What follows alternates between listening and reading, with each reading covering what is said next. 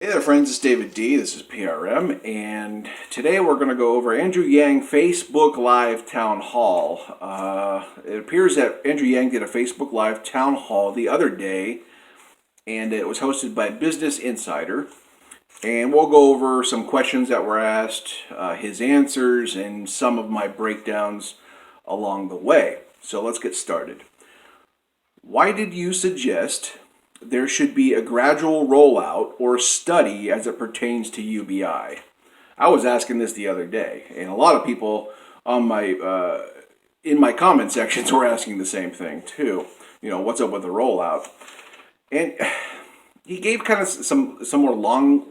He gives some long answers sometimes, so it's like you definitely got to watch the video. But what I got from it was he said it's important for data purposes. Okay, he said it's also to appease legislators who will be concerned about process, and that makes sense because he said something to the effect that if I could just pull a lever and give everybody UBI, I would do it.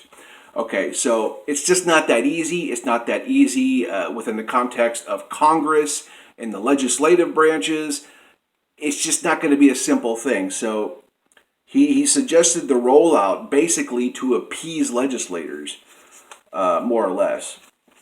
So I guess that makes sense, you know, in a government and a bureaucracy. It's just you have to do these things. Okay, next question. What is your stance on trans men and women serving in the armed forces? And Andrew Yang said, quote, anyone who wants to serve in the military, we should be embracing that and applauding them, end quote. Pretty basic for anybody who's liberal in any way. You know, just embrace them, let them serve if they want to serve. I'm fully with Andrew Yang on this. He said something about, well, the generals, he'd have to meet with the generals and they would go over like, what issues are there. But as a generality, Andrew Yang is pro-trans service members in the armed forces. Okay. Next question was about guns, about gun training, registration, background checks, and stuff like that. And Andrew said, quote, I'm for treating guns like how we treat vehicles. Quote, common sense gun safety legislation should be priority, end quote. And this is just more basic stuff. Like it's just basic humanity. It's just a basic thing that we treat guns how we treat the DMV. Okay, you got. He said something to the effect that cars, you know, are dangerous and they can kill people. Guns are dangerous; they can kill people. You know, we should treat those things equally. And for anybody who has a problem with that, that's strange to me because that's common sense.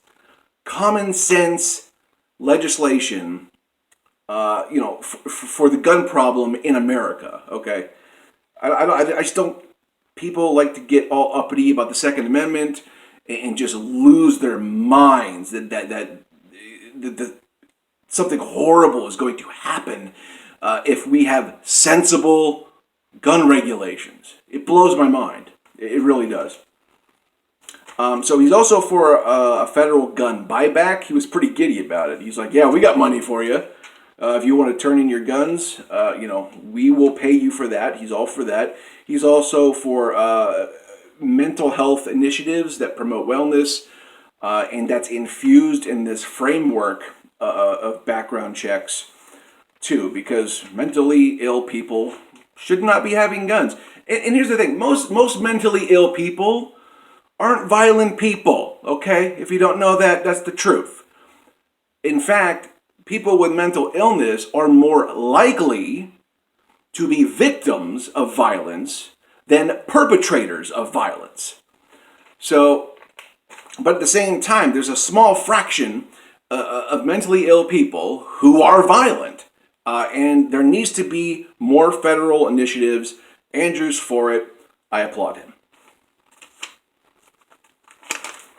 Next question. Would you audit the Federal Reserve? Andrew replied, quote, "The Federal Reserve should be depoliticized as much as possible. The Fed must be independent of all political considerations. And bottom line, maintain Federal Reserve independence as much as possible," end quote.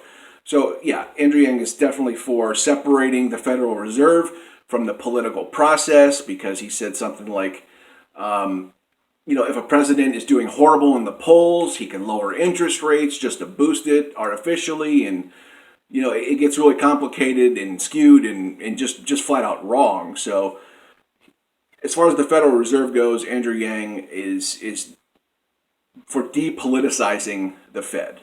I applaud him there too. Just the last question. I think that's the last question.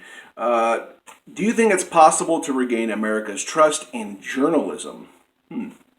This was a good one. Andrew said, quote, "I only don't think it's possible. I think it's vital." He goes on, "If you believe in an informed democracy, then you have to believe in journalism," end quote. And so he went on to say he has several pro-journalism plans. He gave us a peek inside two of them.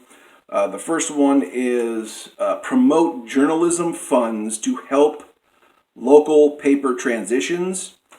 So I guess that's federal help on the local level with helping local papers transition if they get bought out, or just if they get swallowed up, if they lose funds or whatever. The second one is a new American Journalism Fellows Program.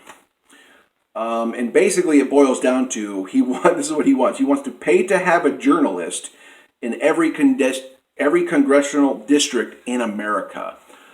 So basically, there's so many congressional districts with no journalistic representation, and he would federally assign a journalist to every congressional district. And that's a unique idea. I haven't heard that before. I say that a lot with Andrew Yang. I say whoa, never heard that in a political debate, never heard that in the political dialogue. So that just sounds like a good idea. If you want to have a well-informed democracy, you want to have a robust democracy, you want to put a journalist in every congressional district. Can't say that word today. So that was most of the ones I wanted to talk about. There's definitely other questions that were asked. I'll leave the link down below. But let's talk about any of this. Make sure you like, share, subscribe, and click the bell on the side.